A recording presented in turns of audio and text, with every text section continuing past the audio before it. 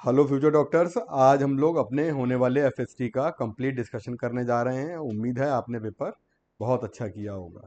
और अब तो हम लोग का लास्ट वीक है, मैच का आखिरी ओवर है। बढ़िया से हम लोगों को जो है अपनी चीज़ों को कंपाइल करना है। आइए बच्चों, जैसा हम लोगों को मालूम है, अब पढ़ने का अधिकार सबको, डॉक्टर बनने का अधिकार भी सबको। इस मिशन के अंडर हम लोग हैं और सिंह सर का ये मिशन आप लोगों का जो सपना है वो हम लोगों का संकल्प बन चुका है। आइए बच्चों आते हैं। तो क्वेश्चन हम लोग का जो पहला वाला है आज के एफएसटी का, a body moving along X axis और distance travel by the body, ये आपको बेटा दी गई है। तो करना क्या है आपको जो है डिस्टेंस ट्रेवल दी गई है एक्स इक्वल टू, बच्चों जो डिस्टेंस ट्रेवल दी गई है x equal to c t q plus b by t. तो हमें अंडर रूट सी डी की डायमेंशन पता करनी है। एक काम कर लेते हैं, होमोजेनिटी प्रिंसिपल से डायमेंशन ऑफ x जो कि l है is equal to dimension of c t cube, और c की डायमेंशन और t क्यूब में आ जाएगा t3। तो बेटा ये आपके पास आ जाएगा LT-3। इसी तरह से B बाई टी जो आएगा इसकी डायमेंशन हमारी x के जैसी है, यानी x की डायमेंशन B बाई टी के डायमेंशन के इक्वल है। तो आपके पास B की डायमेंशन आ जाएगी LT आ जाएगा। तो बच्चों अब आपको करना क्या है, अब आपको क्या करना है, C इंटू बी लेना है। तो C और B लेंगे जब आप, तो जब C और B निकालेंगे तो इसकी डायमेंशन जब निकालेंगे तो C और B का मल्टीप्लाई करेंगे तो L2 आएगा और T-2 आएगा। फिर क्या करना है, रूट लेना है C B, तो यहां से आ जाएगा LT-1। ये डायमेंशन आपकी वेलोसिटी या स्पीड की डायमेंशन के इक्वल होती है। तो आपका आंसर हमारा पहला वाला आ जाएगा। हो सकता है वेलोसिटी भी दे सकते हैं कभी भी इसको ऑप्शन देकर। नेक्स्ट वाले पर आ जाते हैं हम लोग। इस क्वेश्चन में आपको डीसी सर्किट दिया गया है और इसमें आपको निकालनी है current in the branch BD. तो बच्चों बीडी वाली ब्रांच में करंट, ये वाली तो ले लीजिए आप आई, और ये वाली ले लीजिए आप I1। पहली मेश तैयार कर लीजिए और किरचॉफ लॉ लगाइए। तो आपके पास यहां से आएगा इक्वेशन 1। तो पहली मेश में इक्वेशन 1 बनेगी 15 वोल्ट माइनस आई इंटू 6, और -I1 into 3, right, -I1 into 3 equal to आ जाएगा 0। Equation number 1। बच्चों इस इक्वेशन को आप अच्छे से देख लीजिए, यहां पर आप लोगों ने सारी की सारी चीजों को। और अगर हम ये वाली मैथ लेते हैं तो यहां पर हमारे पास, जरा ये देखिएगा, यहां की जो करंट आएगी वो क्या है। अगर यहां पर आने वाली करंट आई है और इस पॉइंट पर ये I1 जा रही है, तो इस रजिस्टेंस 6 ओम में करंट आती है I-1। तो प्यारे बच्चों यहीं से अगर हम स्टार्ट करें और अगर इसको हम इस तरह से लें या हम पूरा का पूरा क्लोज मैश तैयार करें, तो एक काम कर लेते हैं, बहुत ध्यान से समझिएगा कि आप यहां से अगर ये मैश तैयार करते हैं तो बेटर है कि हम लोग यहां से स्टार्ट करें। तो -6 -6 और करंट है I-I1, -6 करंट है I-I1, -6 करंट है I-I, और ये आ जाएगा आपका माइनस का 45, तो -45। फिर आप यहां पर आएंगे तो ये आपके पास जो I1 है ये आ जाएगा +I1 3 इंटू I1, इस वाले लूप में आ जाएगा। तो टोटल हमारे पास इक्वेशन नंबर 2 तैयार हो गई। आप इधर से भी ले सकते थे, मैंने एक पॉइंट आपको डिसाइड करना है। तो अब आपको करना क्या है, माइनस का 6I लेना है, प्लस का आ जाएगा 6I1, माइनस का 45, प्लस का 3I1, इक्वल टू 0। 45 उधर, 6i1 और 3i1, तो माइनस का 6i प्लस का 9i1, 45 आ जाएगा। इसको 3 से डिवाइड कर दीजिएगा, तो माइनस का 2i प्लस का 3 3 इक्वल टू 45, और ये 1 आ जाए, सेकेंड इक्वेशन आ जाएगी। इक्वेशन नंबर 2 यहाँ से आ गई है, इक्वेशन नंबर 1 यहाँ पर निकालिएगा। आप इसको इधर लाएंगे तो 3 आपके पास आ जाएगा, 6i1, 6i माई प्लस का 3i1 इक्वल टू आ जाएगा 15। तो बेटा ये है फर्स्ट इक्वेशन। आप इस वाली इक्वेशन को इसके साथ लिखिए, तो पहले तो इसको सॉल्व कर लीजिए। तो ये आएगा 2i प्लस का i1 and that will be equal to आपके पास ये आएगा 6i और कुल मिलाकर 15, 3 2 जा 6। और तो फिर एक काम कर लेते हैं, 3 से डिवाइड कर लें इसको हम लोग, है ना। तो अल्टीमेटली आप इसको 3 से डिवाइड करेंगे, तो एक काम कर लेते हैं हम लोग,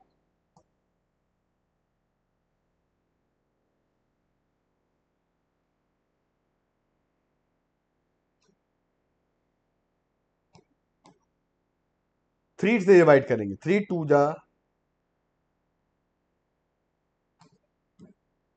i1, 3 5 जा, ये इक्वेशन 1 आ गई। और आप क्या करेंगे, इक्वेशन 2 और 1 को लिखेंगे। तो 2 वाली इक्वेशन लिखेंगे माइनस का 2i प्लस का 3i1 और इक्वल टू आ जाएगा 40।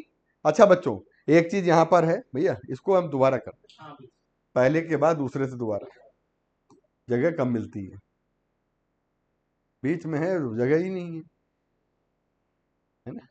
इसको आगे से ऐसे यहाँ कर दिया ज्यादा अच्छा, पूरा जगह मिल जाएगी।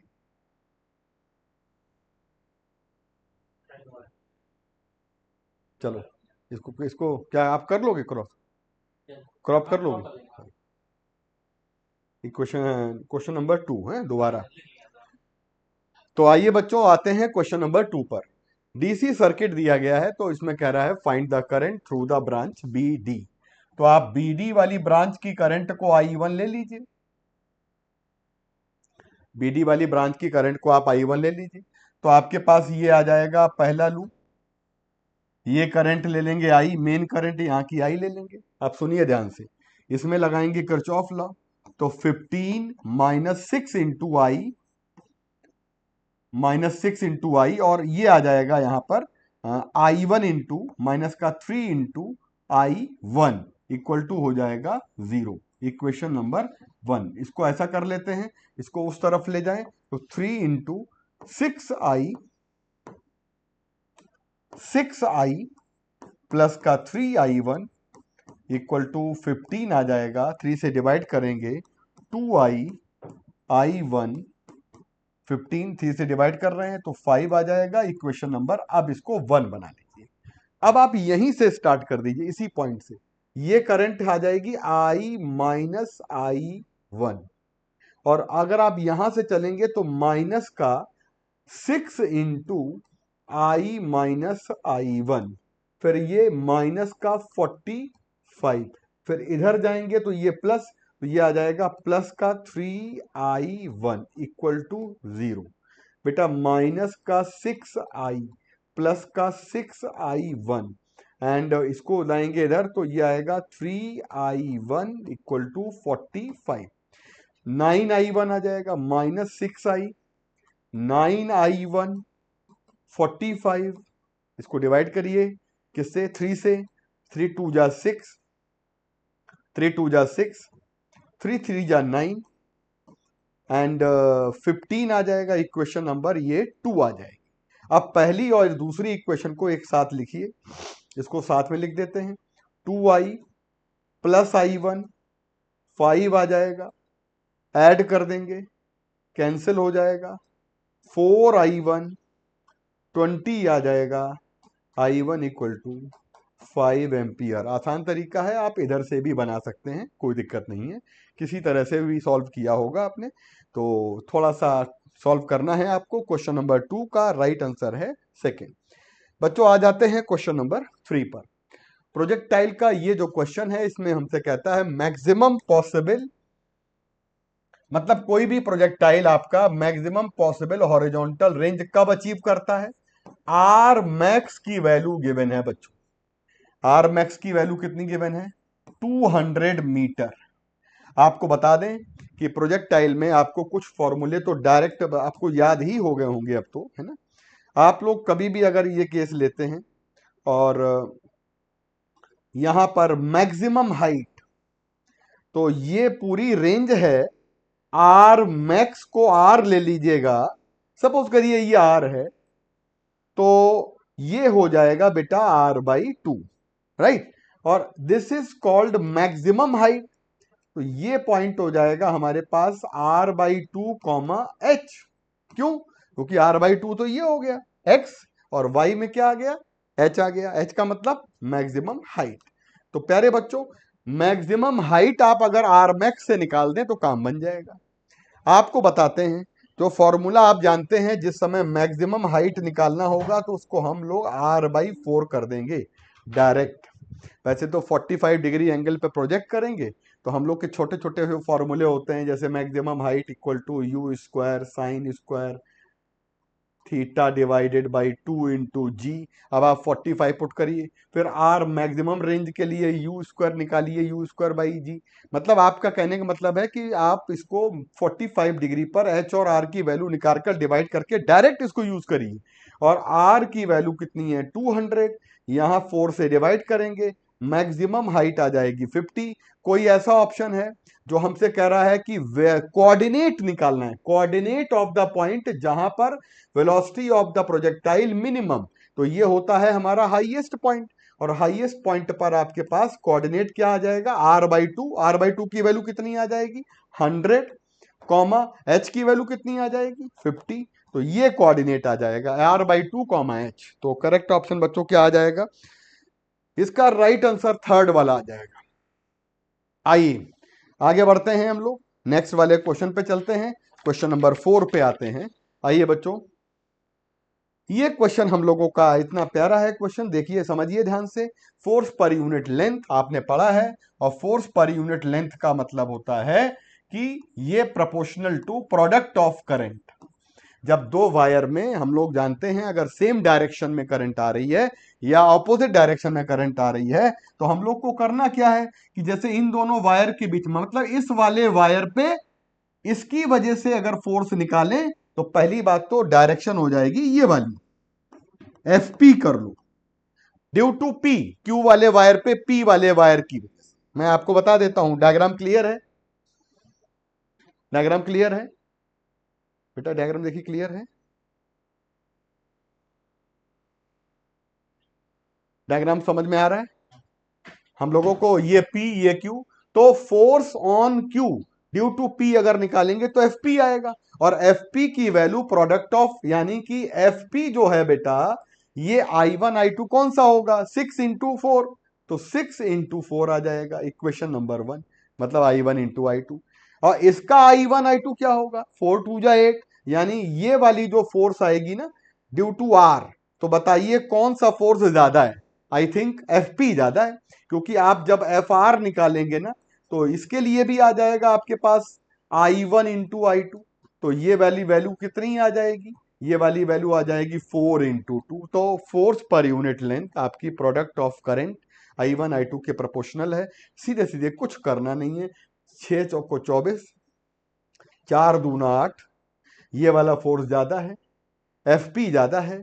तो कुल मिलाकर हमको समझना है, यहां पर एफ पी की वैल्यू ग्रेटर आ रही है मेरे प्यारे बच्चों। तो आपको ये ध्यान देना है।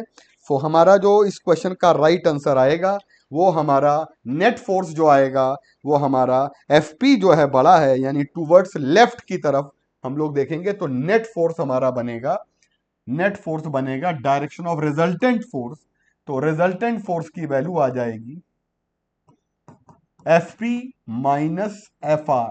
तो कौन सा बड़ा फोर्स है बेटा, एफ पी, यानी कि नेट किधर आ जाएगा, लेफ्ट की तरफ। लेफ्ट कहां है, ये वाला। आंसर क्या आ जाएगा, तो बहुत आसानी से कर सकते हैं। क्वेश्चन नंबर 5 पे आते हैं। एक पार्टिकल है जो हमारा, अच्छा क्वेश्चन है, एक पार्टिकल हमारा अगर ऐसे मोशन कर रहा है और समझने की बात यह है कि पार्टिकल हमारा इस तरह से y equal to M x plus C, समझिए ये तभी संभव है जब ये एंगल 45 डिग्री का है। इस इक्वेशन को हम लोग y इक्वल टू, मतलब जो पार्टिकल हमारा 3 किलोग्राम का है, वेलोसिटी कितनी है v, यानी मोमेंटम कितना हो जाएगा mv। ये पार्टिकल हमारा कैसे मूव कर रहा है, इस पर मूव कर रहा है ऐसे ही, क्योंकि इक्वेशन उसकी लाइन की दी हुई है, अलोंग द लाइन। और हम सबको मालूम है, अगर हम बात करें y equal to M x plus c से कंपेयर कर लें तो m की वैल्यू कितनी आ जाएगी प्यारे बच्चों, m की वैल्यू यहाँ पे 1 आ जाएगी, m की वैल्यू 1 है और c की वैल्यू 4 आ रही है, यानी मेरे बच्चे c ये आ गया, आ गया। अब कभी भी लाइन के अलोंग पार्टिकल चलेगा, मैग्नीट्यूड ऑफ एंगुलर मोमेंटम निकालना है तो एंगुलर मोमेंटम जो होता है वो एम वी आर, यानी प्रोडक्ट ऑफ मोमेंटम का मोमेंट लेते हैं, है ना।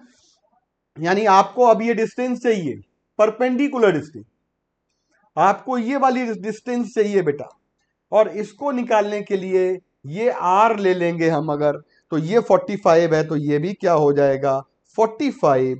तो इस ट्रायंगल में कौन सा ट्रायंगल लेंगे, ये वाला ट्रायंगल, ये वाला, ये वाला।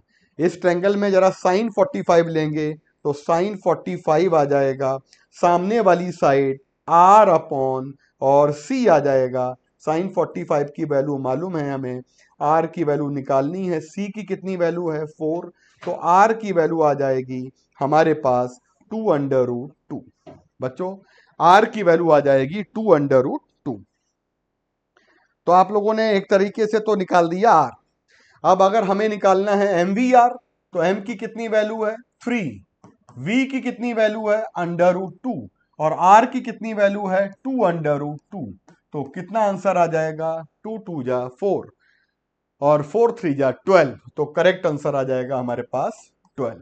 तो मेन बात है कि जिस लाइन के अलोंग पार्टिकल चल रहा है उस लाइन पर जो मोमेंटम का वेक्टर बनेगा ना, वहां से परपेंडिकुलर डिस्टेंस जो शॉर्टेस्ट डिस्टेंस है आर, ये निकालने के लिए इस ट्रायंगल का हमें लेना पड़ेगा साइन थीटा, साइन 45। तो क्वेश्चन का करेक्ट आंसर आ जाएगा 5 वाले का सेकंड। क्वेश्चन नंबर 6 पे आ जाते हैं, समझिए ध्यान से। Intensity of magnetic field at a point x along the axis of small magnet. देखो भाई, अगर बात करते हैं ये हमारा मैग्नेट है और हम बात करते हैं कि यहां पर हमारे पास एक पॉइंट इधर है और एक पॉइंट इधर है, यानी कि एक पॉइंट यहां पर है, ये P ले लीजिएगा और ये Q ले लीजिएगा। मान लीजिएगा ये D1 है और ये मान लीजिए D2 है। अनदर पॉइंट Y ले लेते हैं, नॉट Y, इक्वेटोरियल, इक्वेटोरियल मतलब ये वाला, और एक्सियल मतलब क्या हो जाएगा एक्स, तो ये पॉइंट क्या हो जाएगा एक्स हो जाएगा, एक्सियल पोजीशन। तो आपको मालूम है एक्सियल पोजीशन पर मैग्नेटिक फील्ड और आपको मालूम है इक्वेटोरियल पोजीशन पर मैग्नेटिक फील्ड। तो हम लोग जानते हैं, इन्होंने कहा है B1 इक्वल टू हो जाएगा या BX इक्वल टू हो जाएगा BY, मतलब ये कहते हैं इंटेंसिटी इक्वल है, इंटेंसिटी जो है वो हमारी इक्वल है। तो क्या करना है बच्चों, अब आप एक्सीएल वाले में आ जाएंगे तो 2m/dq या rq। तो एक्सीएल पोजीशन पे क्या फॉर्मूला होता है हमारे पास, म्यू नॉट अपॉन 4 बच्चों 2m अपॉन आ जाएगा d1 का क्यूब, d1 का मतलब डिस्टेंस ये वाली, ठीक। और हम अगर इक्वेटोरियल पोजीशन पे आ जाते हैं तो म्यू नॉट अपॉन 4 आ जाएगा, ये कैंसिल हो जाएगा 4 और m अपॉन हो जाएगा d1 का d2 का क्यूब, ये d2 है।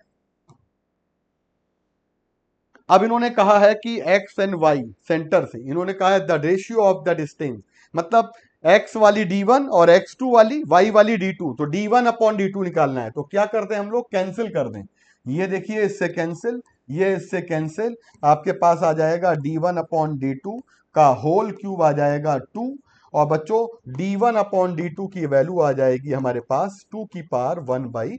3। तो करेक्ट ऑप्शन हमारा इसका क्वेश्चन का आंसर आ जाएगा फोर्थ वाला आ जाएगा। तो ये बड़ा आसान सा सवाल है, हम डायरेक्ट इतना ज्यादा फॉर्मूला लिखने की जरूरत नहीं है। 2m/r³ या d1 करके ये वाली डिस्टेंस d1, ये वाली डिस्टेंस d2 और दोनों का हमें रेशियो निकालना है। आइए क्वेश्चन नंबर करते हैं हम लोग 7th वाला, हम लोग सॉल्व। इसमें एक बात आपको ये दी गई है कि ये पहली बात तो कोलिजन हमारा ये इलास्टिक नहीं है, इलास्टिक नहीं है। तो ऐसे एक फॉर्मूले का प्रयोग करने जा रहे हैं हम लोग, loss of kinetic energy half m1 m2 दोनों का मास, और दोनों का मास बराबर है तो हमें रख देना चाहिए था m/2 डायरेक्ट निकाल के 1 - e², और e निकालना है हम लोगों को, e की वैल्यू को फाइंड करना है। और u1 - u2, अब आप यहां पर क्या कर लेंगे, इसको कर लेंगे 0, तो ये आ जाएगा लॉस ऑफ काइनेटिक एनर्जी को 1/3 ऑफ द काइनेटिक एनर्जी, जो हमारी बॉल की जा रही है वेलोसिटी मान लेते हैं इनिशियल वेलोसिटी हम लोग, तो इतनी काइनेटिक एनर्जी हमारी जो है वो हमारी 1/3 जो है वो लॉस हो रही है। यानी इनिशियल वाले की जो काइनेटिक एनर्जी है बॉल की वो है ½ mu², और वो हमारी 1/3 जो है वो लॉस हो रही। तो आप एक काम कर लीजिए, यहाँ से m1 = m2 पुट कर लीजिए, तो ये m × m 2m, और ये आ जाएगा m/2 1 - e², और यहाँ पे आएगा u²। ये वाली वैल्यू हमारी यहाँ से कैंसिल कर दीजिए, तो ये u² और m यहाँ से कैंसिल, हाफ ये वाला चला जाएगा, तो आपके पास वैल्यू आ जाएगी 2/3 2/3 1 -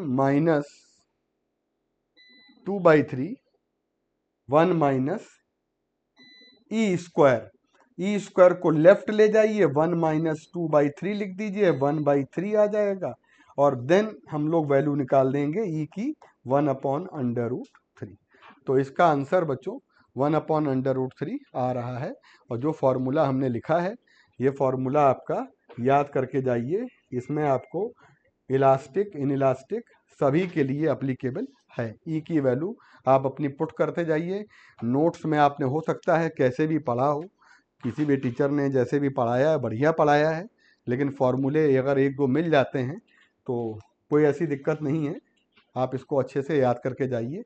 लॉस दिया है तो क्वेश्चन में ये बात जरूर जानने की है कि लॉस ऑफ काइनेटिक एनर्जी हमें यहाँ पर लेनी है। आइए, तो यहां पर हमारे पास जो इक्वेशन बनती है वो बनती है v² = vr² + vc²। तो आपको इन्होंने दिया है कि जो हमारी जो अप्लाइड वोल्टेज है वो हमारा 40 वोल्ट का है, तो ये 40 की वैल्यू गिवन है, ये गिवन है 40 volt, and AC source is connected across resistor. The capacitor C as shown in the figure, voltage across the resistor 24 दिया गया है, यानी कि आप 24 का होल स्क्वायर ले लें और प्लस अक्रॉस कैपेसिटर निकाल दें, तो ये आ जाएगा हमारे पास सॉल्व करने पर VC की वैल्यू जब कैलकुलेट करेंगे तो ये वैल्यू हमारी अप्रॉक्स आ जाएगी, तो 32 वैल्यू है। क्वेश्चन नंबर 9 पर आते हैं बच्चों। ये एक्चुअली हम लोगों का जो क्वेश्चन है वो है, आइए, ये हम लोगों का जो क्वेश्चन है बेटा वो है जिसमें एरिया सेम है और हीट इधर से आ रही है। जब कभी भी एरिया सेम होता है और हीट का ट्रांसफर होता है तो समझ लीजिए सिस्टम जो है वो सीरीज में, यानी ये लंबाई कितनी है L1 और ये लेंथ कितनी ले लें हम लोग L2, हालांकि दोनों इक्वल हैं, दोनों हमारे मेटल अलग अलग हैं और दोनों की लेंथ इक्वल है। तो इक्विवेलेंट कंडक्टिविटी का फॉर्मूला होता है L1 + L2 के इक्विवेलेंट L1 / K1 और L2 / K2। बच्चा यहाँ पे L1 L2 को इक्वल कर दीजिए और K1 K2 है ही, तो L1 और L2 को जब इक्वल करेंगे तो K इक्विवेलेंट का डायरेक्ट फॉर्मूला लगा देंगे, दिमाग लगाने की आवश्यकता नहीं है। तो 2K1 K2 divided by K1 + K2। मेरा मतलब कहने का है कि इस कंपाउंड स्लैब को मानना है हम लोगों को सीरीज सिस्टम। पैरेलल तब मानते हैं जब एरिया डिवाइड होता है और इक्वल लेंथ की दी गई है, तो सीरीज मानना है। K1 इसको ले लेंगे और K2 इसको ले लेंगे, तो ये आ जाएगा 2 × 2K 4k और बेटा ये आ जाएगा 2k प्लस 4k। सॉल्व करेंगे कितना आ जाएगा हमारे पास, ये देखिए 6 नीचे है और ये ऊपर आ जाएगा हमारे पास 16, तो 16/6k तो आ जाएगा 4, यानी वैल्यू आएगी 8k/3। तो करेक्ट आंसर हमारे इस क्वेश्चन का 8k/3 आ जाएगा, यानी कि राइट आंसर आ जाएगा सेकंड वाला। नेक्स्ट वाले पर आ जाते हैं हम लोग, क्वेश्चन नंबर 10 पर। Velocity of sound wave in air given है, fundamental frequency of organ pipe open निकालना है, यानी V/2L की वैल्यू फाइंड करनी है। 330 ऊपर आ जाएगा, 2 इंटू लेंथ आ जाएगी, और हम इसको जब सॉल्व करेंगे तो बेटा अप्रोक्सीमेटली ये वैल्यू हमारे पास आ रही है। जब बेटा आप इसको सॉल्व करेंगे तो 330 ऊपर आएगा डिवाइडेड बाई हम लोग का 0.55 एंड डिवाइडेड बाई 2, तो 300 वैल्यू आ रही है, यानी करेक्ट आंसर हमारा 300 हर्ट्ज आ जाएगा। नेक्स्ट वाले क्वेश्चन पे बच्चों हम लोग आ जाते हैं।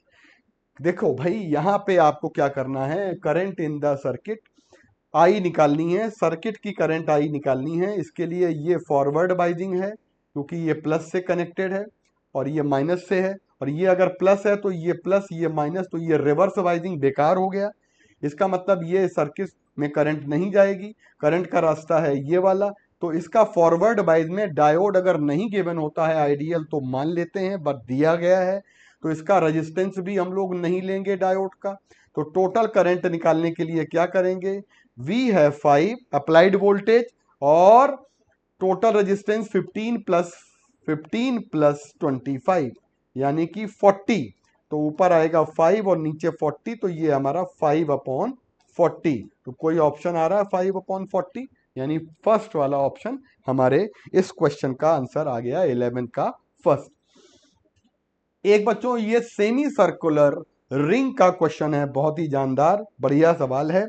और सेमी सर्कुलर रिंग में आप लोगों को एक काम करना है, रेडियस दी गई है 1 मीटर। सारे बच्चों को ध्यान देना है कि सेमी सर्कुलर में इलेक्ट्रिक फील्ड का फॉर्मूला होता है E बराबर 2 टाइम्स के मतलब 1/4πε0 लैम्डा बाई आर। बच्चों यहां पे आपको फाइंड करना है, आर रेडियस है, रेडियस मालूम है, के की वैल्यू देख लेते हैं, और लैम्डा की वैल्यू क्या होती, चार्ज पर यूनिट। बात कर रहे हैं सेमी सर्कल में, सेमी सर्कल में पूरा का पूरा अगर रिंग होती है तो 2πr हो जाती है रिंग की सरकमफ्रेंस। तो हमारी लाइन चार्ज डेंसिटी निकालते हैं, यहाँ पे हम बात करेंगे तो सेमी सर्कल है, तो सेमी सर्कल में सिर्फ ये हो जाएगा पाई आर, मतलब इसकी रेडियस आर है तो लेंथ कितनी हो जाएगी पाई आर, तो चार्ज अपॉन पाई आर। तो इसकी जगह पुट कर देंगे 2 इंटू 1/4πε0 के की वैल्यू, और ये आ जाएगा Q और डिवाइडेड बाई पाई आर, तो पाई इंटू आर और एक आर यहां से है। बेटा सारी वैल्यू पुट कर दीजिए, हमारे पास कितना आ जाएगा, 2 है, 9 10 की पावर 9 है, एंड Q की वैल्यू कितनी गिवन है 4.2 10⁻⁻9 डिवाइडेड बाई पाई का मतलब हो गया 3.14। और बेटा हमारे पास आ जाएगा नेक्स्ट जो आर स्क्वायर है, यानी 1 का स्क्वायर आ जाएगा, आर स्क्वायर का मतलब 1 का स्क्वायर। अब आप देख लीजिए ये इससे कैंसिल हो जाएगा, तो अप्रोक्स जो हमारी वैल्यू आएगी इस क्वेश्चन में वो हमारे 12 वाले की वैल्यू आ रही है, वो है बेटा फोर्थ वाला ऑप्शन 24। क्योंकि देखिए यहाँ पर अप्रोक्स जब हम सॉल्व करेंगे तो 10 की पावर 9 और 10 की पावर 9 गायब हो जाएगा, और बेटा 18 तो 4.2 इंटू और 18 की बात करेंगे और ये आ जाएगा डिवाइडेड बाई आ जाएगा 3.14। अप्रॉक्स आंसर 24.07 आ रहा है, तो हम लोग लगा देंगे 24.07। Capacitance of the parallel plate air capacitor, बहुत अच्छा सवाल है, आपको ध्यान देना है। फॉर्मूला होता है एयर अगर मीडियम के तौर पे रखा है, पहले बात हो रही है विदाउट प्लेसिंग, है ना, तो इस समय अगर एयर है तो C बराबर आ जाएगा ε0 A/d। इन्होंने कहा है कि एयर कैपेसिटर, ठीक, तो उस समय ये 10 हो जाएगा, ε0 A डिवाइडेड बाई आ जाएगा D, इक्वेशन नंबर आ जाएगी 1। बेटा नेक्स्ट बात हम करते हैं आगे, अब कहते हैं as shown in the figure the this is if this capacitor is divided into two equal part, जैसे आधा आधा A/2 अब बताइए, जब हमने दो भागों में डिवाइड कर दिया तो, और K1 K2 गिवन है आपको, दोनों में फिल कर दिया मीडियम है, लेकिन स्पेसिंग वही है, तो हमारे पास C1 आ जाएगा कितना, इतने का कैपेसिटेंस निकालें तो C1 कितना आ जाएगा, एप्सिलॉन नॉट A की जगह पे A/2 आएगा, अपॉन आ जाएगा D। मेरे प्यारे बच्चों, क्योंकि मीडियम दिया गया है तो K1 आ जाएगा, K1 की कितनी वैल्यू है 3, और epsilon not A divided by D that will B 2, और ये वाली वैल्यू आ जाएगी 3/2, और इंटू 10 करेंगे तो 15 माइक्रो फैरेड आंसर आ जाएगा। भाई कहां से आया बताइए, ये वैल्यू कहां से आई, एयर की कंडीशन, और जब मीडियम प्लेस कर देंगे तो एप्सिलॉन नॉट की जगह पे K टाइम्स आ जाएगा, K1 टाइम्स आ जाएगा एप्सिलॉन नॉट, तो हमारे पास ये आ गया 15।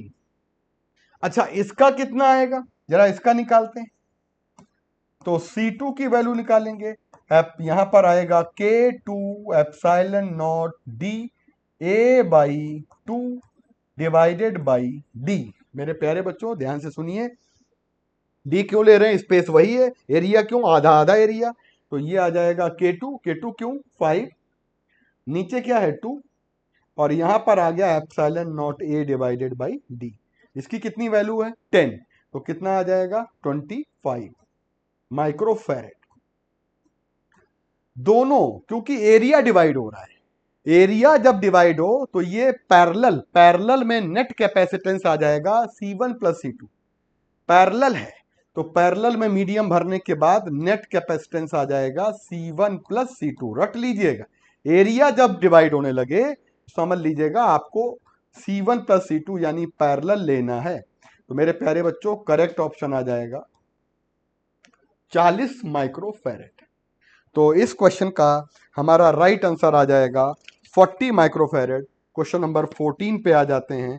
14 वाला क्वेश्चन देखिएगा, इसमें हमसे कह रहा है कि कौन सा तीनों आउटपुट इनपुट दिए गए हैं, लेकिन पहले तीनों 1 है, बाद में तीनों, पहले 0 बाद में 1, तो जब ये 0 ये 0 ये 0 ये 0 ये 0 1, तो कोई हमारा 1 आ रहा है, ये कट्टम, इनमें से संभावना पॉसिबिलिटी। अगले बार कह रहा 1 1 1 1, तो ये कितना आ जाएगा 1, ये 1, और ये कितना हो जाएगा 0। करेक्ट आंसर क्या आ जाएगा, तो बेस्ट है कि आप यहां पर इसमें पुट करके देख लिया करें, पुट करके देखेंगे तो आपको बाइनरी कैलकुलेशन से चीजें समझ में आ जाएंगी। नेक्स्ट वाले पर आ जाते हैं, फोटोन की एनर्जी गिवन है, वर्क फंक्शन दिया है, मैक्सिमम काइनेटिक एनर्जी का आइंस्टीन की equation h nu minus W, और ये वैल्यू कितनी आती है 5 इलेक्ट्रॉन वोल्ट, डब्ल्यू की कितनी वैल्यू आ जाती है 3, तो ये है 2 इलेक्ट्रॉन वोल्ट, और बेटा आपके पास मैक्सिमम काइनेटिक एनर्जी ही पूछा गया है, आंसर आ जाएगा 2 इलेक्ट्रॉन वोल्ट का, करेक्ट ऑप्शन आ जाएगा 15 का थर्ड। बच्चों आ जाते हैं क्वेश्चन नंबर 16 पर, बात समझिएगा। क्वेश्चन नंबर 16 में सीरीज रेजोनेंट एलसीआर सर्किट में हम लोगों को मालूम है फ्रीक्वेंसी का फॉर्मूला होता है 1/2 पाई अंडर रूट LC। अब बच्चों एक बात ध्यान दीजिएगा, बात हम कर रहे हैं अंडर रूट LC, तो हम लोग पहले वाली फ्रीक्वेंसी और बाद वाली फ्रीक्वेंसी, बाद वाली है F डैश, और हमें मालूम है कि F इनवर्सली प्रोपोर्शनल टू आ जाएगा अंडर रूट ऑफ LC। अब एक बात बताइए बच्चों कि जब हम यहां पर बात करते हैं अंडर रूट LC, तो हमारे पास आ जाएगा फाइनल L डैश नहीं, initial LC divided by L dash C dash. अब एक बात सुनिए, जब कभी आपको परसेंटेज में कम ज्यादा करने को बोले तो L इंक्रीज्ड बाई 25, तो इसका मतलब हो गया L पहले 100 ले लो, बाद में 25% इंक्रीज कर देंगे तो 125 हो जाएगा, समझो ध्यान से। अगर पहले वाला L है, इंडक्टेंस हमारा 100, बाद वाला हो जाएगा 100 प्लस 25% बढ़ रहा है, ठीक। और C पहले 100 है और फैरेड में, और बाद में 20% कम कर देते हैं तो ये आ जाता है 80। तो सॉल्व करना है हम लोगों को, यही इस बात का ध्यान रखना है कि हम लोगों को ये वैल्यू हम लोग को पूरी सॉल्व करके अच्छे से देखो बेटा, ये वाली वैल्यू उससे कैंसिल हो गई, ऊपर आ गया 1000, नीचे कितना आ जाएगा, नीचे आ जाएगा हमारे पास 800। देखिए ऊपर आ गया 1000 और नीचे आ जाएगा हमारे पास 800। ऊपर वैल्यू आ जाएगी 1000 और नीचे आ जाएगा हमारे पास 800। अप्रोक्सीमेटली जरा हम बात करें, नहीं, 125 इंटू 8, तो ये आ जाएगा 1000। कुल मिलाकर अंडर रूट ले लेंगे तो एफ डैश की वैल्यू हमारी बदलने वाली नहीं। ठीक है, 125, 800 और करीब 200 और ये आ जाएगा हमारे पास 1000। आगे बढ़ जाते हैं तो रिमेन अनचेंज आंसर आ जाएगा कुल मिलाकर से। ठीक, एंड 17 क्वेश्चन में 7 मीटर लंबा एल्यूमिनियम का तार है, डायामीटर गिवन है, सपोर्ट बाय मास गिवन है, in order to have the same elongation, elongation same, copper wire same length, लंबाई सेम है, वेट सेम है, तो कह रहा है डायामीटर बताइए क्या होगा। तो हमें मालूम है y इक्वल टू होता है F into l pi r square, r की जगह डाया स्क्वायर, तो dia by dia dia d by 2, तो ये आ जाएगा और ये वैल्यू आ जाएगी हमारे पास डेल्टा एल। कौन कौन सी वैल्यू सेम हो गई, ये इक्वल है, ये इक्वल है और ये इक्वल है, यानी y inversely proportional to dia के आ रहा है। आप क्या करेंगे, यहां पर y aluminium, y copper, dia aluminium whole square कर लेंगे। बच्चों y एल्यूमिनियम कितना दिया है, 7 10 की पावर 10 आ जाएगा। y कॉपर कितना दिया है, अगर कॉपर की बात करते हैं 12 10 की पावर 10। डाया ऑफ कॉपर, तो हमें डाया ऑफ कॉपर निकालना है। डाया एल्यूमिनियम 4 mm दिया गया है, ध्यान रखिए मैंने mm रख दिया है, तो mm में ही तो आंसर आएगा, अगर mm रखा है तो mm में ही आंसर आएगा, इन्होंने बोला भी है mm। क्लियर बात, तो हम लोग mm में जब इसका आंसर निकालेंगे तो अप्रोक्सीमेटली 3 mm हम लोग कैलकुलेट करके निकाल देंगे, तो अब इसका बिल्कुल सही आंसर यहीं से निकल के आएगा, 3 mm हमारा आंसर आएगा। ठीक है, 20 वोल्ट बैटरी इज इंटरनल, देखो विद इंटरनल रेजिस्टेंस गिवन है, और मैक्सिमम पावर डिलीवरी जब होती है सर्किट में तो इंटरनल रेजिस्टेंस लोड के बराबर आ जाता है, तो करेक्ट आंसर आ जाएगा हमारे पास 18 नंबर का थर्ड आंसर है, क्योंकि इंटरनल इक्वल टू एक्सटर्नल यानी लोड, ये याद कर लीजिए, मैक्सिमम पावर थ्योरम में पढ़ाई गई है आपको। Decreasing order of wavelength of infrared microwave, तो radio, micro, infra, visible, UV, x ray, है ना, वहां तक जाने ही नहीं है, गामा रे, तो डिक्रीजिंग वेवलेंथ है, तो पहले क्या आएगा इंफ्रा, पहले क्या आएगा इंफ्रा, फिर क्या आएगा फिर क्या है भाई, माइक्रो, इंफ्रा, अल्ट्रा, गामा, पहला सही है, micro, infra, ultra, gamma, visible नहीं है, कोई बात नहीं, 19 का राइट आंसर आ जाएगा हमारे पास सेकंड।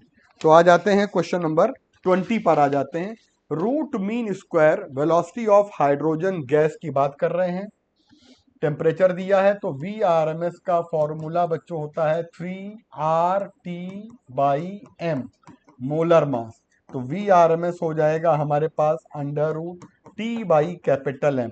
बच्चों ऊपर बात करते हैं, ऑक्सीजन की निकालनी है, ऑक्सीजन गैस ऊपर ले लीजिए, हाइड्रोजन गैस नीचे ले लीजिए, टेम्परेचर आप किसका ले लेंगे, ऑक्सीजन का ले लेंगे, टेम्परेचर आप हाइड्रोजन का ले लेंगे, सुनिए ध्यान से। और बात करते हैं मोलर मास, मोलर मास आ जाएगा हाइड्रोजन का ऊपर, मोलर मास आ जाएगा ऑक्सीजन का नीचे। वी ऑक्सीजन फाइंड करिएगा, यहां पर एक बात ध्यान रखनी है, वी हाइड्रोजन की वैल्यू गिवन है और अंडर रूट ऑक्सीजन का टेम्परेचर कितना गिवन है भाई, हाइड्रोजन का दिया है कितना, हाइड्रोजन का दिया है आपका 300 और ऑक्सीजन का temperature 1200 into molar mass of hydrogen molar mass of oxygen, ये 16 आएगा। ये 2 जीरो कैंसिल हो जाएंगे।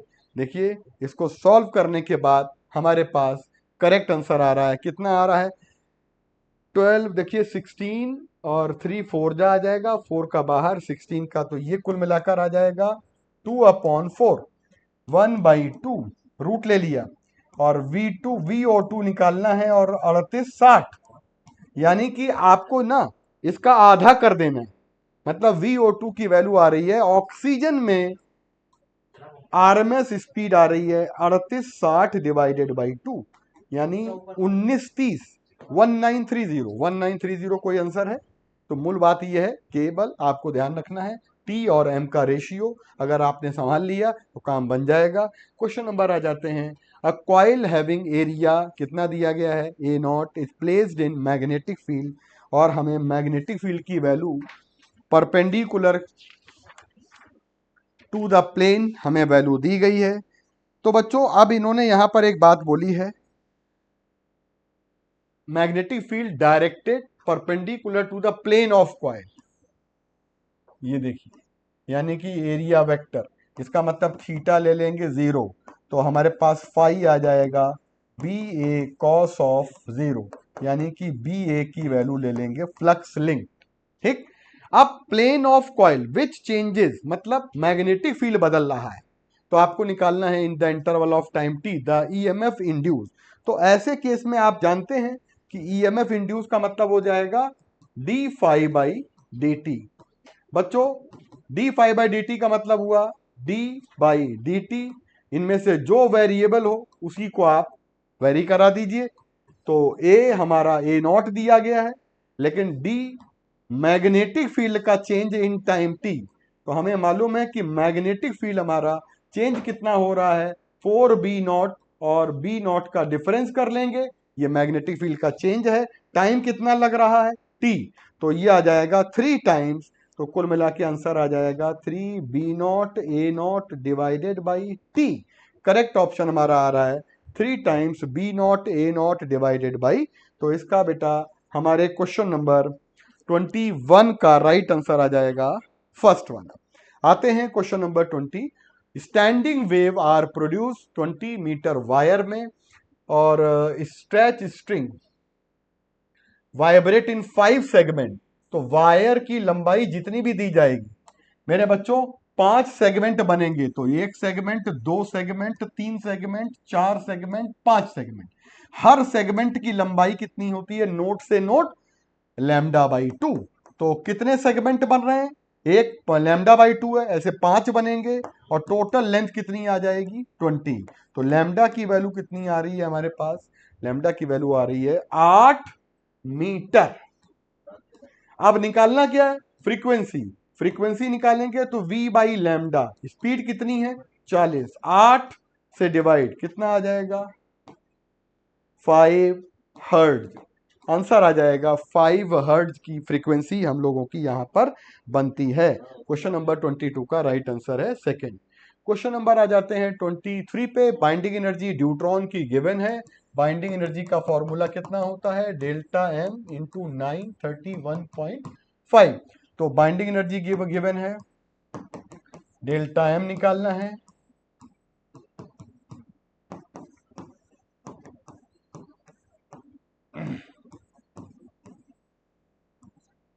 AMU डिवाइड कर देंगे, इसका डिवाइड कर देंगे तो AMU में इतनी वैल्यू आ रही है। क्वेश्चन नंबर 23 का राइट आंसर आ जाएगा थर्ड। तो ये रहा हम लोगों का आज का जो पेपर है बेटा, उसका कंप्लीट डिस्कशन। क्वेश्चन नंबर 24 है बच्चों, which of following relationship between acceleration A and displacement of particle involve SHM। तो बेटा इसमें की पॉइंट क्या होता है, की पॉइंट देखो समझना है, की पॉइंट इसका क्या होता है, अगर SHM है तो acceleration proportional to minus displacement होता है। अब यहां पे हम लोग ये भी लिख सकते हैं माइनस kx, यानी कि acceleration is equal to minus K X. तो इससे ये वाला ऑप्शन मैच कर रहा है। इसमें देखो माइनस नहीं है, इसमें एक्स स्क्वायर है, तो ये गलत हो जाएगा। इसमें एक्स क्यूब, ये भी गलत हो जाएगा। तो ये A proportional to minus X है, एक्सीलरेशन डिस्प्लेसमेंट के प्रोपोर्शनल और डायरेक्शन में अपोजिट होता है। कह रहा है 25 में body constant to move along Z axis of a coordinate system subjected to constant force -i + 2j + 3k newton. What is the work done by this force in moving body over distance 4 metre along Z axis. तो work done क्या होगा, F.d। Displacement ये हो रहा है 4 metre Z axis के along, और force given है -i 2j + 3k dot D हो जाएगा along Z axis 4k cap, k dot k 1 हो गया, 4 × 3 12 जूल हो गया। आंसर नंबर 1 हमें मिल गया।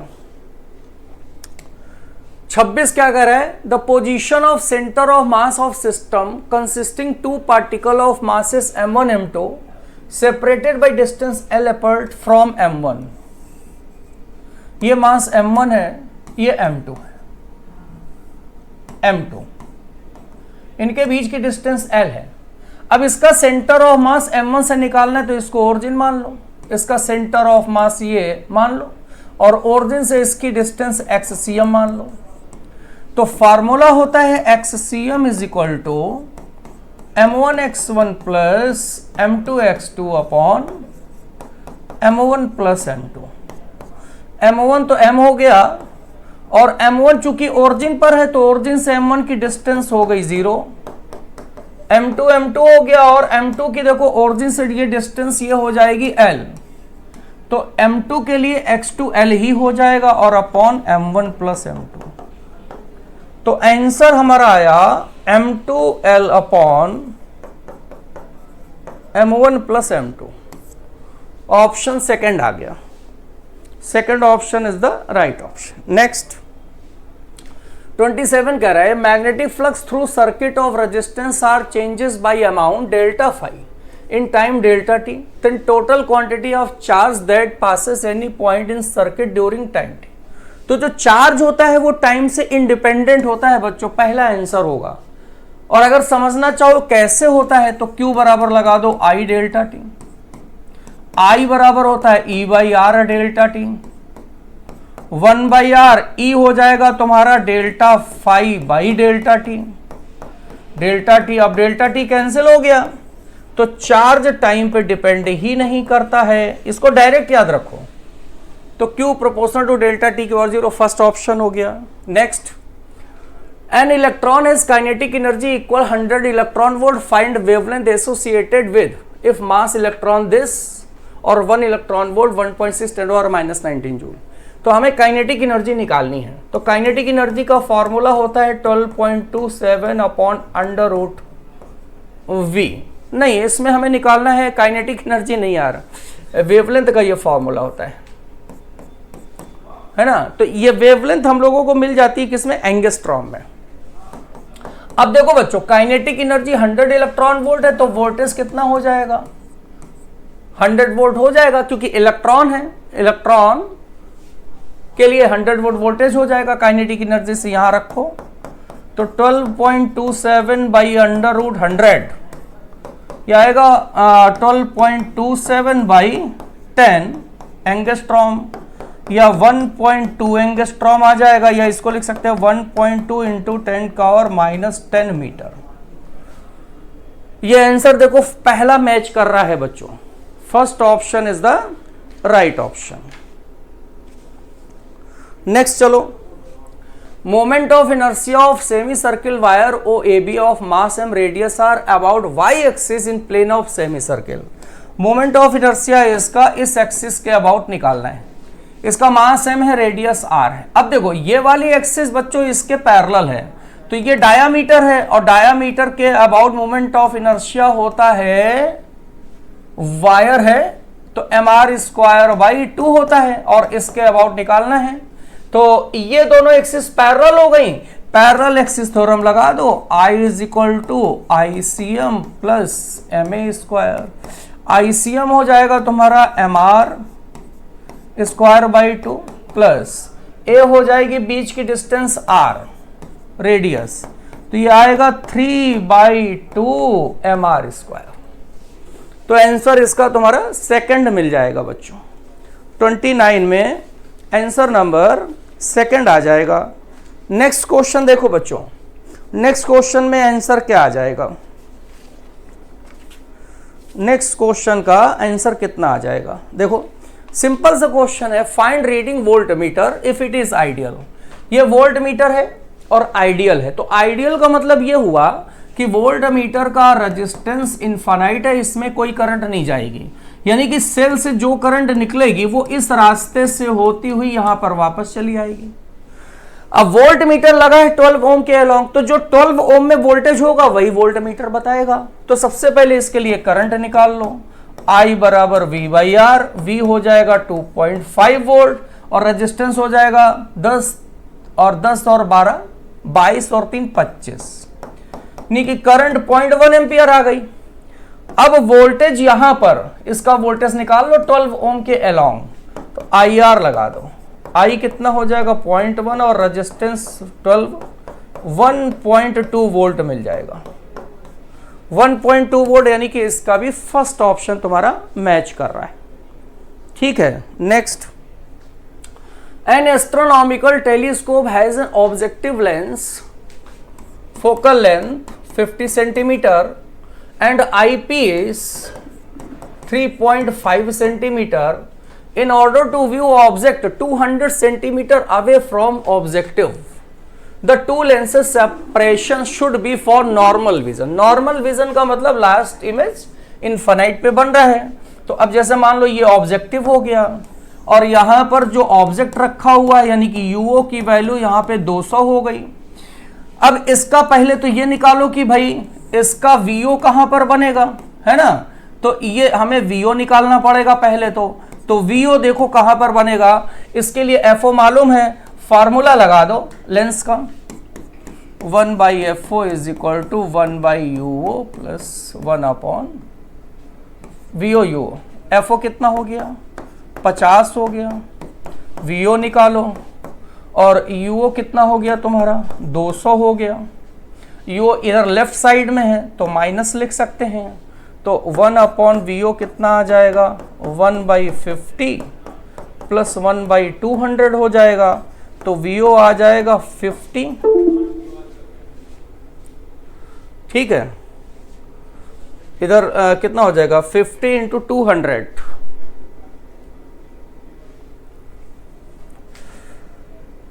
फार्मूला यहां पर देखो प्लस की जगह क्या करना पड़ेगा हम लोगों को, ये थोड़ा सा यहां पे करेक्शन आएगा। चलो एक बार और कर देते हैं इसे। फार्मूला होता है 1/F is equal to 1/V 1/UO, इसमें ऐसे कर दो, तो FO की जगह 50 हो गया, VO की जगह तुम्हारा कितना आ जाएगा निकालना पड़ेगा, UO हो जाएगा, माइनस रखेंगे ये माइनस में, माइनस माइनस प्लस हो जाएगा 200, तो 1/VO मिलेगा 1/50 माइनस 1/200, तो VO मिलेगा 50 इंटू 200 अपॉन 150, 0 कैंसिल, 3 200/3 66.7 मीटर या सेंटीमीटर, सेंटीमीटर आ गया। अच्छा, अब देखो बच्चों, एक्चुअली में जो ऑब्जेक्टिव होता है वो ऑब्जेक्टिव आगे होता है, तो लास्ट इमेज अगर इनफाइनाइट पे बनना है नॉर्मल विजन के लिए, तो ये जो इमेज इसका है टेलीस्कोप का ऑब्जेक्टिव का, तो ऑब्जेक्टिव का जो इमेज होना चाहिए वो आई पीस, ये आई पीस है, आई पीस के फोकस पर होना चाहिए, यानी कि ये FE हो गया। अब इस कंडीशन में दो लेंसेज का सेपरेशन पूछा है, तो यहां से ये सेपरेशन हो गया D, तो सेपरेशन हो जाएगा VO प्लस FE। VO तुम्हारा हो गया 66.7 और FE की वैल्यू दी है 3.5, 70.2 सेंटीमीटर आ जाएगा। ऑप्शन नंबर 4 मैच कर जाएगा, ऑप्शन नंबर 4। चलो आगे चलते हैं।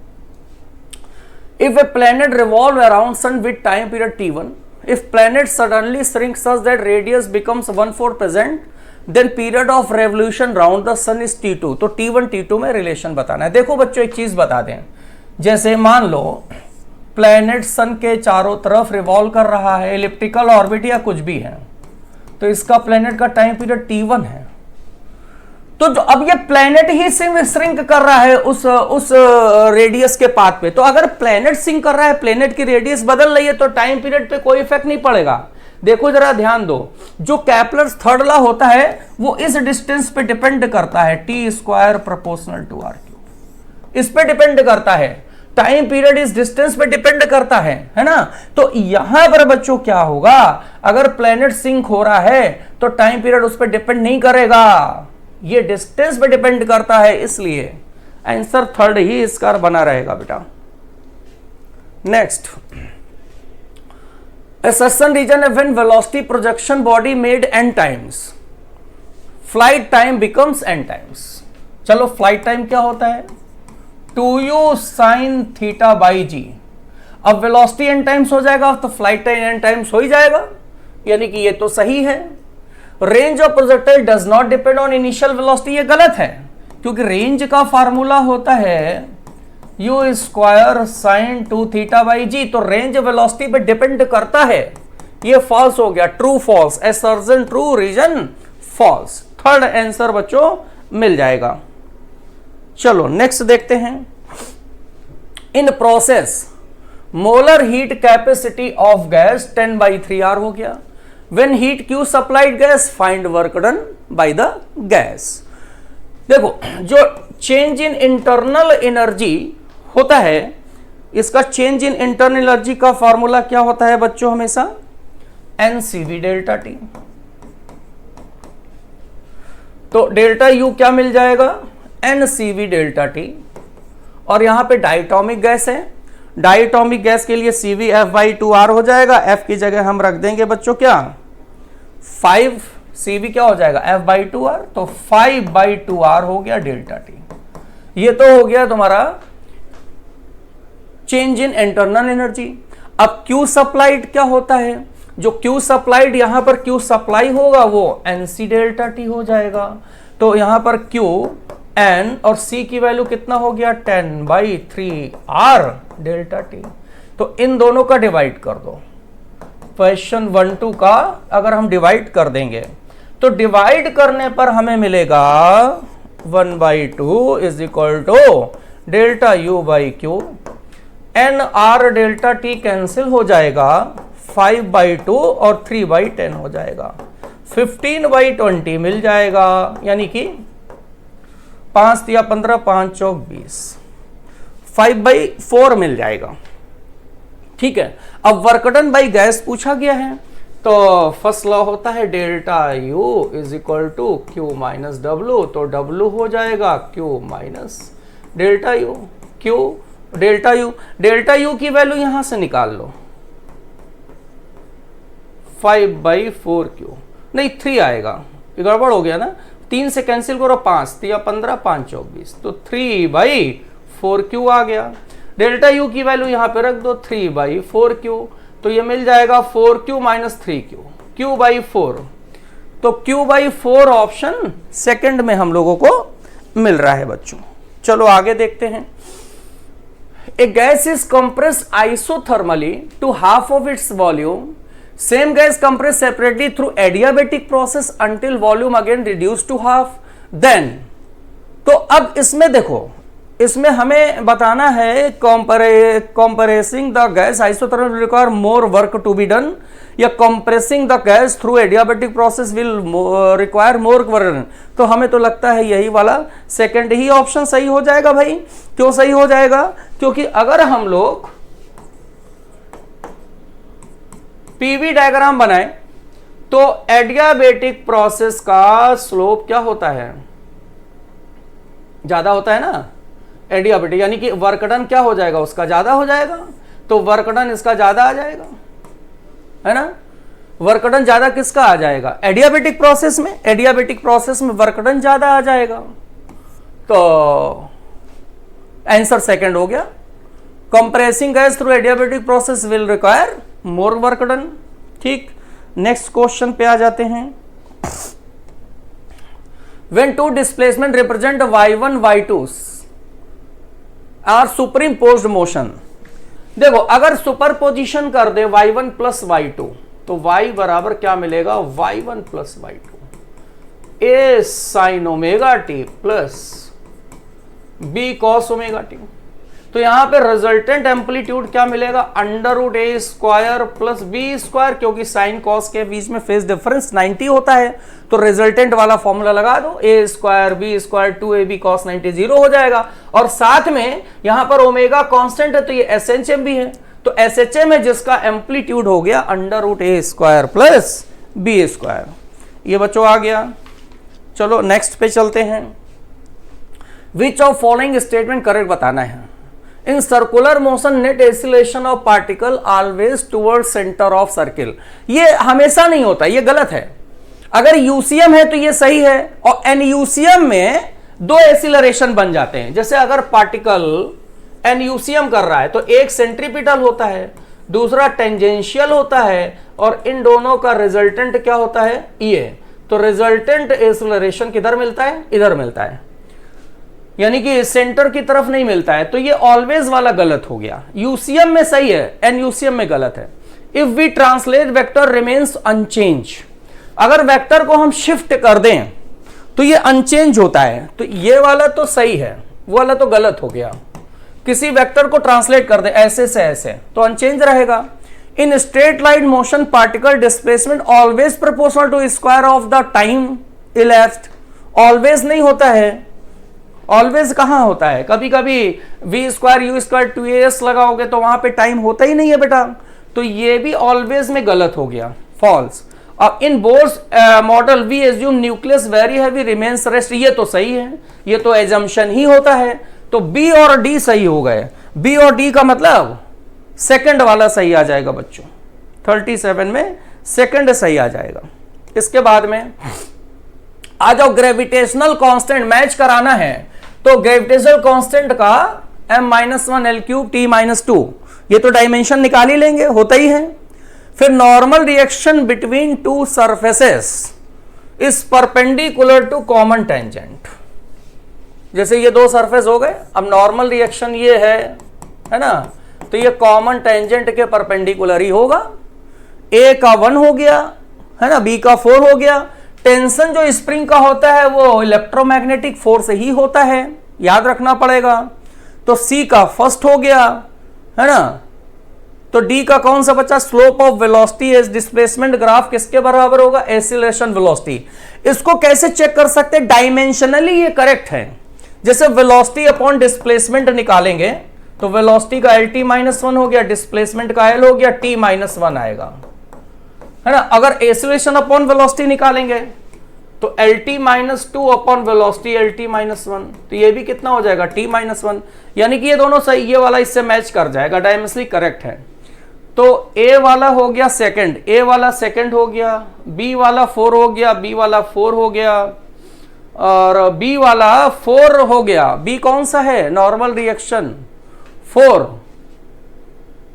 और फर्स्ट भी हो गया है ना। और C वाला कौन सा आ रहा है, देखो C वाला EM वाला आ गया, और D वाला कौन सा आ रहा है, थर्ड आ रहा है।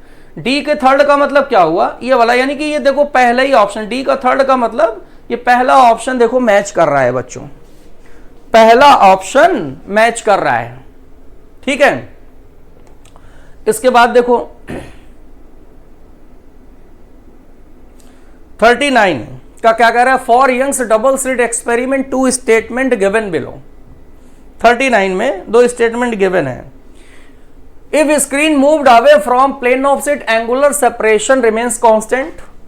जैसे ये स्लिट है, स्क्रीन यहां पे रखी गई है, तो स्लिट से स्क्रीन तक की डिस्टेंस कैपिटल डी होती है और एंगुलर सेपरेशन होता है λ/d। तो यहां पर जो एंगुलर सेपरेशन है वो कैपिटल डी पे डिपेंड ही नहीं करेगा, रिमेन्स कांस्टेंट का मतलब ये सही हो गया स्टेटमेंट। अब कह रहा है monochromatic source replace by another source larger wavelength, तो एंगुलर सेपरेशन डिक्रीज, तो ये गलत हो गया। अगर ये थीटा प्रोपोर्शनल टू लैम्डा है, लैम्डा बढ़ेगा तो एंगुलर सेपरेशन बढ़ेगा, तो ये फॉल्स हो गया, ट्रू फॉल्स हो गया। मतलब कौन सा स्टेटमेंट ट्रू, सेकंड फॉल्स, पहला आंसर आ जाएगा बच्चों, ठीक है। नेक्स्ट पे चलते हैं। Electrostatic force between metal plate of isolated parallel plate capacitor having charge Q area A is inversely proportional to distance, सब डिस्टेंस में बताना है। तो देखो बेटा क्या होता है, जैसे कैपेसिटर में एक पॉजिटिव प्लेट होती है, एक नेगेटिव होती है, इनके बीच की डिस्टेंस d होती है, चार्ज q होता है, वोल्टेज v होता है, एरिया जो सामने वाला ओवरलैपिंग a होता है। तो इसमें ये पॉजिटिव प्लेट नेगेटिव वाले को अपनी तरफ खींचती है और नेगेटिव प्लेट पॉजिटिव को अपनी तरफ खींचती है, तो अट्रैक्शन फोर्स लगाते हैं और फोर्स का फॉर्मूला होता है q square by 2 epsilon not. अब इसमें कहीं डिस्टेंस d आया ही नहीं है, यानी कि इंडिपेंडेंट हो गया, डिस्टेंस बिटवीन प्लेट से इंडिपेंडेंट हो गया। ठीक है, next, a polaroid is placed in front of monochromatic source, another polaroid 2 placed in front of polaroid 1 and rotate till no light passes. Third polaroid is now placed between 1 3. देखो जैसे एक polaroid ये इसकी optical axis ये है, ये monochromatic source के आगे रखा गया, तो मोनोक्रोमेटिक सोर्स से जब यहां पर वाइब्रेशंस निकलेंगे तो ऑप्टिकल एक्सिस के पैरेलल करते हुए ऐसे निकलेंगे। ठीक है, अब यहां पर एक और पोलराइड ये 1 था, ये पोलराइड 2 रखा गया, पोलराइड 2 को ऐसे रोटेट कराया गया कि यहां पे इंटेंसिटी 0 है, तो रोटेट कराने का मतलब इसकी जो ऑप्टिकल एक्सिस होगी वो पहले के कैसी हो जाएगी, परपेंडिकुलर, तो कोई भी वाइब्रेशन वहां नहीं निकल पाएगा, इंटेंसिटी 0 हो जाएगी। अब जो तीसरा पोलराइड है वो इन दोनों के बीच में रखा गया, तीसरा पोलराइड यहां पे रखा गया, ये थर्ड वाला। अब क्वेश्चन क्या कह रहा है, no light emerges from second for all reference to polaroid third. इसका मतलब क्या हुआ, इसमें करेक्ट ऑप्शन निकालना है, करे कि कोई भी लाइट सेकंड से सभी किस मतलब पोलराइड थर्ड को हम कैसे भी रखें, कोई भी लाइट यहां से नहीं निकलेगी। तो अब ये वाला ऑप्शन ट्रू है कि गलत है, ट्रू है या रॉन्ग है? भाई देखो ये हमने ऐसे रखा, ठीक है ना। अब ये कह रहा है no light emerges from all reference to polaroid second. अब सेकंड है when the pass axis third, third वाली ये थर्ड की पैरेलल टू फर्स्ट, अगर इसकी एक्सिस पैरेलल फर्स्ट है तो no light emerges from second, तो इससे सेकंड से लाइट नहीं निकलेगी, ये तो ठीक हो गया। When the pass axis third is parallel to first, अगर पास एक्सिस इसकी पहले के पैरेलल है तो नो, ये भी सही हो गया। तो हमें ये दोनों तो सही लग रहे हैं भाई, ये दोनों सही हो गए। और इसमें क्या कह रहा है कि कोई भी लाइट नहीं निकलेगी, तो ये वाला गड़बड़ लग रहा है, यानी कि सेकंड और थर्ड हो गया तुम्हारा सही आ जाएगा, ठीक है ना। नेक्स्ट है focal length of lens depends upon, focal length किस पे डिपेंड करती है, नेचर मटेरियल लेंस डिपेंड करती है, कलर ऑफ लाइट पे डिपेंड करती है, मीडियम पे भी डिपेंड करती, तो ऑल हो गया, इसमें कोई प्रॉब्लम नहीं है। उसके बाद fission of nuclear possible because binding energy पर न्यूक्लियर इन देम। देखो फिजन कब होता है, जैसे जैसे मास नंबर हम हायर की तरफ जाते हैं तो वो डिक्रीज होता जाता है, तभी तो फिजन पॉसिबल होगा। तो इसका आंसर नंबर कौन सा मिल जाएगा हम लोगों को, 4 नंबर मिल जाएगा बच्चों। इसके बाद when a fluid flows out a small hole in series of vessel a backward force exerted on vessel. तो अब इसमें बेटा क्या कह रहा है, देखो जैसे मान लो एक कोई ये बर्तन है, अब इसमें हमने होल कर दिया, अब अगर कोई भी फ्लूइड लिक्विड यहां पानी भर दिया, कोई भी लिक्विड यहां से निकलेगा तो उसका मोमेंटम इधर होगा, अब इसका मोमेंटम इधर होगा, तो अपोजिट डायरेक्शन में मोमेंटम लगाएगा। जब अपोजिट डायरेक्शन में मोमेंटम लगाएगा तो फोर्स भी लगाएगा, तो ये तो सही हो गया। स्टेटमेंट क्या सेकंड कह रहा है, total energy given mass ideal non viscous fluid in streamline motion conserve, ये ट्रू होता ही है, ये पढ़ा होगा बर्नौली थ्योरम में, सही होता है। तो ये बोथ स्टेटमेंट क्या हुए, करेक्ट हो गए, थर्ड आ जाएगा। इसके बाद है gamma rays are EM wave having smallest wavelength, ये सही है, सबसे ज्यादा स्मॉलेस्ट वेवलेंथ गामा लेंथ की होती, सही है, तो ये ट्रू हो गया। अब जब स्मॉलेस्ट वेवलेंथ होगी तो फ्रीक्वेंसी मैक्सिमम हो जाएगी, इसमें लोएस्ट लिखा है तो ये फॉल्स हो गया।